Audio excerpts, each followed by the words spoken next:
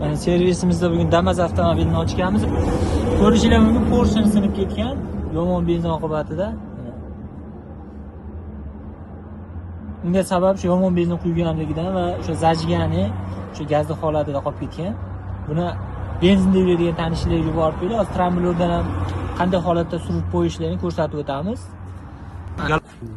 Mana benzin gazda yurgan avtomobilni benzinga o'tgandan keyin tramblorni surish, pozni deyiladi.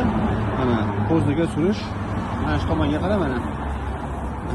Mana shu holat rangga suriladi, mana pozni bo'ldi. Shundan keyin 80 qo'ysangiz ham boshqa qo'ysangiz ham charaklamaydi. Porshani sindirmaydi, yurishi yaxshi bo'ladi. Keyin yana gaz qo'ygandan keyin yana ranaga mana bu tomonga suriladi mana. Mana yana shu holat rana bo'ladi. Benzinga, gazga o'tgandan keyin bu. Mana shu mana rana.